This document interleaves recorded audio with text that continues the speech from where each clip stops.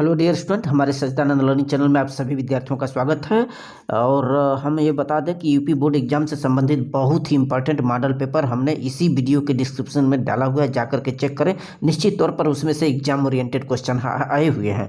और इस वीडियो में आइए हम लोग पढ़ते हैं कक्षा 12वीं अर्थशास्त्र के संपूर्ण चैप्टरों के केवल महत्वपूर्ण ऑब्जेक्टिव प्रश्न जो कि यूपी बोर्ड के प्रीवियस एग्जामों में आए हुए हैं, और ऐसे क्वेश्चन भी इसमें रखे गए हैं जो कि आने की संभावनाएं हैं आगामी एग्जाम में। तो देखें, पहला प्रश्न, निम्नलिखित में से कौन सा व्यष्टि अर्थशास्त्र का अंग नहीं है। देखिए, 4 विकल्प आपके सामने है।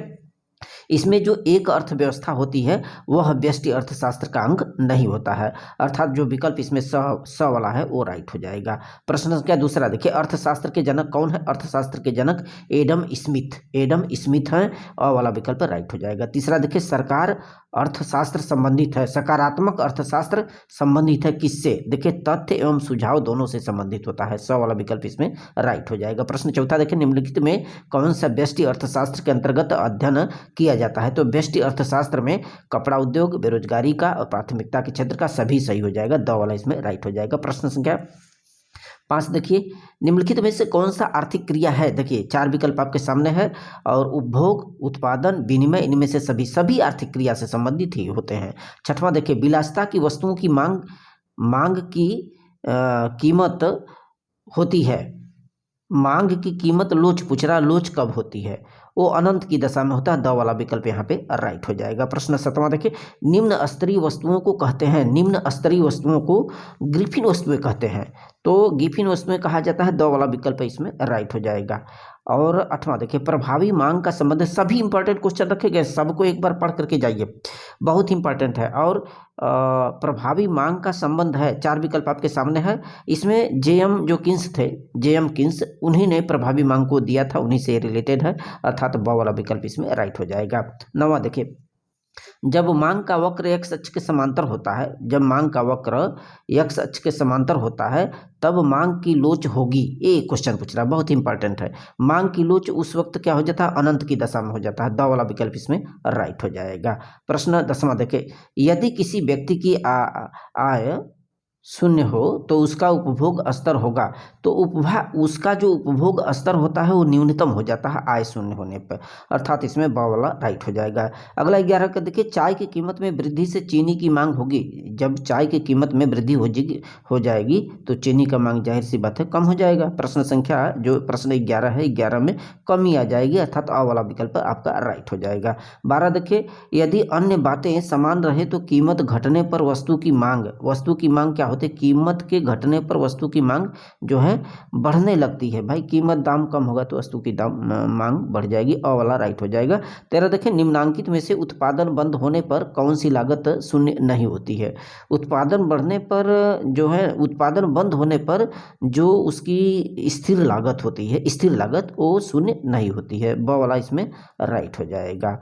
प्रश्न 14 देखिए, जब उत्पादन शून्य होता है तो कुल लागत क्या होती है। उत्पादन शून्य होने पर जो कुल लागत होती है स्थिर लागत के बराबर हो जाती है, अर्थात इसमें ब वाला राइट हो जाएगा।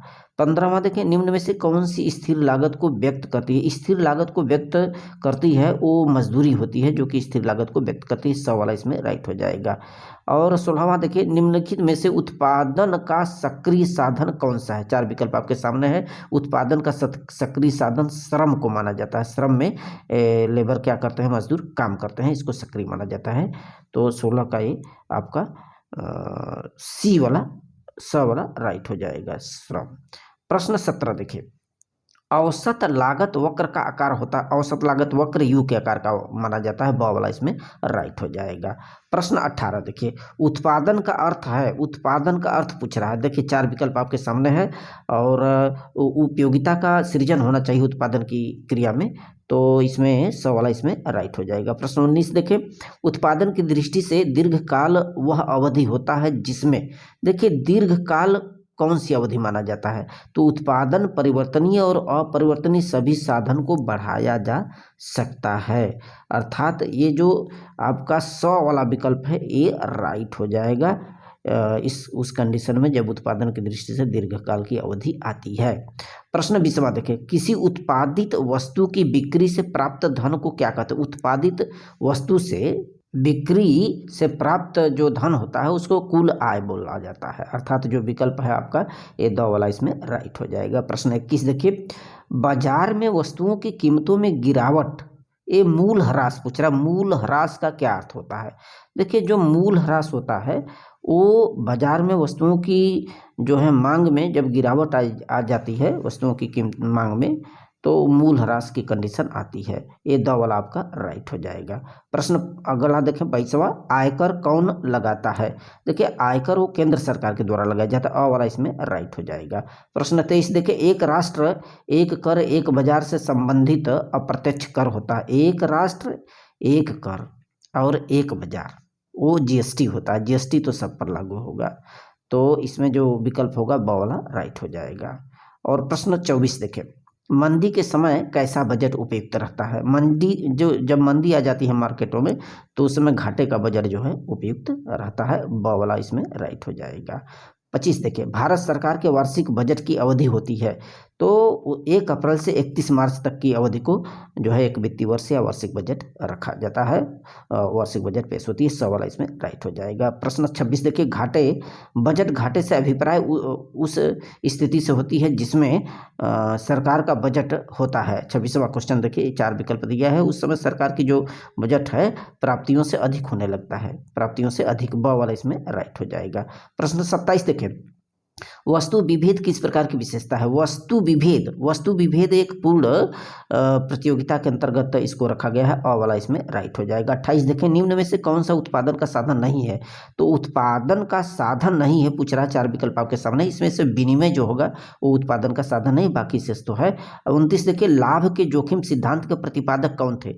लाभ का जोखिम सिद्धांत वो प्रोफेसर हाले जी का था। प्रोफेसर हाले ने जो है उस जोखिम सिद्धांत को दिया था और ब वाला इसमें राइट हो जाएगा। प्रश्न 30वां देखिए, पूर्ण प्रतियोगिता के अंतर्गत होता है। पूर्ण प्रतियोगिता के अंतर्गत जो AR होता है वो AMR के बराबर हो जाता है। अ वाला इसमें राइट हो जाएगा। 31 देखिए, मूल ह्रास को किस रूप में व्यक्त किया कर सकते हैं? मूल ह्रास बहुत ही इंपॉर्टेंट क्वेश्चन है। मूल ह्रास को व्यय के रूप में व्यक्त किया जाता है। द वाला इसमें राइट हो जाएगा। 33 देखिए, इनमें से किस बाजार में किसी वस्तु की कीमत न्यूनतम होगी? तो 33 प्रश्न। अब इसमें 4 विकल्प आपके सामने है। पूछ रहा है कि वस्तु की कीमत न्यूनतम होनी चाहिए तो उस समय क्या होता है? पूर्ण प्रतियोगिता की कंडीशन आ जाती है। 100 वाला इसमें राइट हो जाएगा। 34 देखिए, अर्थव्यवस्था में आर्थिक क्रियाकलापों का निर्धारण करती है। देखिए 4 विकल्प आपके सामने है। उस समय क्या होता है? आर्थिक क्रियाकलापों के निर्धारण के समय मांग और पूर्ति दोनों जो है शक्तियाँ उस वक्त पेश होती है आर्थिक क्रियाकलाप के दौरान। 100 वाला इसमें राइट हो जाएगा। प्रश्न 35 देखिए, एक बाजार की मुख्य शक्तियाँ होती हैं। एक बाजार की मुख्य शक्तियाँ क्या होती है? क्रेता और विक्रेता ही उसकी प्रमुख पावर होते हैं। अ वाला इसमें राइट हो जाएगा। प्रश्न 36 देखिए, उपभोक्ताओं की संख्या में कमी होने के कारण क्या होता है? उपभोक्ता की संख्या में देखिए कमी होने के कारण क्या होता है कि संतुलन की कीमत जो होती है घट जाती है उस वक्त। तो ब वाला इसमें राइट हो जाएगा। प्रश्न अगला देखिए 37, एक जो फर्म होता है खास करके फर्म दीर्घकाल में भी असामान्य लाभ अर्जित कर सकता है। फर्म माने मिल से संबंधित है, उद्योग से संबंधित। तो असामान्य लाभ किस कंडीशन में वो अर्जित करता है? एकाधिकार की कंडीशन में अर्जित करता है। एकाधिकार के अंतर्गत ब वाला इसमें राइट हो जाएगा। 38 देखिए, एक बाजार उस समय संतुलन की अवस्था में होता है जब वस्तु की जो है डिमांड क्या होती है? 4 विकल्प आपके सामने है। बाजार संतुलन की स्थिति में पूछ रहा है तो वस्तु की आपूर्ति के बराबर होने लगता है उस समय। तो ये 100 वाला आपका राइट हो जाएगा। वस्तु की जो है आपूर्ति के बराबर होता है वस्तु की मांग। और 39 देखिए, परिवार की आय किस चर का उदाहरण है? तो जो परिवार की आय है वो प्रवाह चर के अंतर्गत एग्जाम्पल माना जाता है प्रवाह का। ब वाला राइट हो जाएगा। 40 देखिए, निम्नलिखित में कौन सा प्रवाह चर नहीं है? 40 देखिए, तो इसमें एक देश की जो मुद्रा की पूर्ति होती है वह जो है प्रवाह चर के अंतर्गत नहीं आता है। अर्थात जो 100 वाला विकल्प है इसमें राइट हो जाएगा। 40 है, निम्न में से अंतिम वस्तु है। तो देखिए 4 विकल्प आपके सामने दिया है। अंतिम वस्तु इसमें जो गाड़ियाँ होंगी तो ये ब वाला आपका राइट हो जाएगा। प्रश्न 42 देखें, निम्नलिखित में से कौन सी समष्टि अर्थशास्त्र का विषय वस्तु नहीं? समष्टि अर्थशास्त्र का विषय वस्तु मांग का जो नियम होता है वो स वाला इसमें राइट हो जाएगा, इसके अंतर्गत नहीं रखा गया। 43 देखिए, निम्नलिखित में से कौन सा एक अंतिम उत्पाद है? अंतिम उत्पाद पूछ रहा है। अब 4 विकल्प आपके सामने है, जो इसमें कमीज होगा वो उसका अंतिम उत्पाद होगा, बाकी तो उसमें हम पहले तो उसको क्रियाकलाप करते हैं, तो जो बाद में बनता है वो कमीज आएगा। 44 देखिए, समष्टि अर्थशास्त्र में किस प्रकार का अध्ययन किया जाता है? 44 अब 4 विकल्प आपके सामने है, उसमें राष्ट्रीय आय का ही अध्ययन किया जाता है, ब वाला आपका राइट हो जाएगा। 45 देखिए, समष्टि अर्थशास्त्र का मुख्य विषय होता है, तो उसका जो मुख्य विषय होता है पूर्ण रोजगार भी होगा, आर्थिक समृद्धि भी होगा, कुल निर्गत भी होगा, इनमें से सभी सही हो जाएगा, द वाला।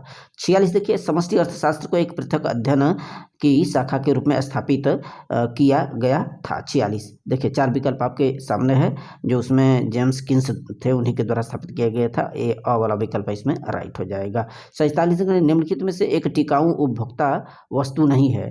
अब 4 विकल्प आपके सामने है, टिकाऊ उपभोक्ता वस्तु, इनमें से जो भोजन होता है उसको नहीं रखा गया है, भोजन भाई कम समय के लिए होता है। 48 देखिए, निम्नलिखित में से कौन सी समष्टि अर्थशास्त्र का विषय वस्तु है? समष्टि अर्थशास्त्र का विषय वस्तु इसमें से राष्ट्रीय आय होगा, स वाला विकल्प आपका राइट हो जाएगा। 49 देखिए, समष्टि अर्थशास्त्र के प्रवर्तक कौन थे? तो जे.एम. केन्स थे, जे.एम. केन्स समष्टि अर्थशास्त्र के प्रवर्तक माने जाते हैं, द वाला इसमें राइट हो जाएगा। इसके बाद 50 देखिए, निम्नलिखित में से एक समष्टि अर्थशास्त्र का विषय नहीं है। समष्टि अर्थशास्त्र का विषय विदेशी विनिमय इसमें से नहीं होगा, ब वाला राइट हो जाएगा। और 51 देखें, the general theory of employment state money के लेखक कौन थे? तो द जनरल थ्योरी एम्प्लॉयमेंट के जो इसके जो लेखक होते हैं वो जेम्स किन्स को ही माना गया है, जेएम किन्स, द वाला इसमें राइट हो जाएगा। 52 देखिए, वास्तविक राष्ट्रीय आय से अभिप्राय क्या होता है? तो स्थिर कीमतों पर राष्ट्रीय आय आने पर ही, स्थिर कीमतों पर राष्ट्रीय आय आने से मतलब है उसका, 100 वाला इसमें राइट हो जाएगा। आगे देखिए 53, निम्नलिखित में से कौन सी राष्ट्रीय आय की गणना की विधि नहीं है? अब 4 विकल्प आपके सामने है, राष्ट्रीय आय की गणना किसके अंतर्गत नहीं किया जाता है? उपभोग विधि जो इसमें होता है, उपभोग विधि, द वाला राइट हो जाएगा, इससे गणना नहीं होती है। अगला है राष्ट्रीय आय से अभिप्राय है। देखिए बताया गया कि राष्ट्रीय आय का मतलब है कि यह जो आय होती है केवल कारक आय से प्राप्त होती है, जी हाँ, और देश के केवल सामान्य निवासियों आय से भी प्राप्त होती है, घरेलू आय विदेशों से प्राप्त होती है, सभी सही हो जाएगा, द वाला राइट हो जाएगा। 55 देखें, शुद्ध घरेलू उत्पाद जो एनडीपी होता है वो किस स्थिति में लागू हो जाएगा? देखिए जब जीडीपी माइनस मूल ह्रास होने लगता है, अ वाला ही इसमें राइट हो जाएगा। 56 देखें, निम्नलिखित में से कौन सा प्रत्यक्ष कर है? तो प्रत्यक्ष कर जो होता है ना, वस्तुओं एवं सेवा पर आधारित होता है। सेवा कर, सीमा शुल्क, ये तो अप्रत्यक्ष कर के अंतर्गत आते हैं। आज शुल्क, आयकर जो होगा ये प्रत्यक्ष कर होता है, किसी के आय पर ही लगाया जाता है और उसको पता भी चलेगा कि हमारे इनकम से इतना टैक्स लगा है, इतना सरकार ली है, 100 वाला इसमें राइट हो जाएगा। 57 है, जीएसटी एक कर है। तो जीएसटी जो कर है, 4 विकल्प आप देखते हैं, वस्तुओं और सेवाओं पर ही जीएसटी ठोका जाता है, लागू होता है, ब वाला राइट हो जाएगा। 58 है, निम्नलिखित में से कौन सा केंद्रीय बैंक का कार्य नहीं है? देखिए 4 विकल्प आपके सामने है, नोटों का निर्गमन ये तो करता है, खुले बाजार, बैंक की दर का निर्धारण होता है, साख सृजन केंद्रीय बैंक का कार्य नहीं होता, इसमें ब वाला राइट हो जाएगा। 59 देखिए, भारत का वित्त मंत्री कौन है? भारत के वित्त मंत्री हो निर्मला सीतारमण जी हैं, तो इसमें और 100 वाला इसमें राइट हो जाएगा। प्रश्न संख्या 60 देखिए, भारत के केंद्रीय बैंक का नाम है? केंद्रीय bank reserve bank of India को ही बोला जाता है, तो ब वाला इसमें राइट हो जाएगा आपका। प्रश्न 61 देखिए, मुद्रा की मांग तथा ब्याज की दर में डॉट डॉट डॉट संबंध होता है। मुद्रा की मांग और ब्याज की जो दरें होती हैं एक दूसरे के विपरीत में होती हैं, ब वाला राइट हो जाएगा। इसके बाद प्रश्न अगला देखिए, भारत में 100 रुपये के नोट का निर्गमन कौन करता है? तो भारत में 100 रुपये के नोट का निर्गमन जो है ना वो भारतीय रिजर्व बैंक ही करती है, 100 वाला इसमें राइट हो जाएगा। और अगला है 63 प्रश्न, केंद्रीय बैंक की नीति कहलाती है? जो केंद्रीय बैंक की नीति होती है वो मौद्रिक नीति के अंतर्गत रखी गई है, अर्थात इसमें ब वाला विकल्प आपका राइट हो जाएगा। 64 क्वेश्चन है, प्रभावी मांग का विचार किसने दिया था? प्रभावी मांग का विचार वो किसने दिया था? वो अ वाला विकल्प इसमें राइट हो जाएगा। और लास्ट क्वेश्चन है, विदेशी व्यापार में घाटा होता है जब? देखिए 4 विकल्प आपके सामने है, विदेशी व्यापार में घाटा निर्यात आयात से कम होने लगता है, ऐसी कंडीशन में घाटा आता है, तो द वाला इसमें राइट हो जाएगा। So very very thanks.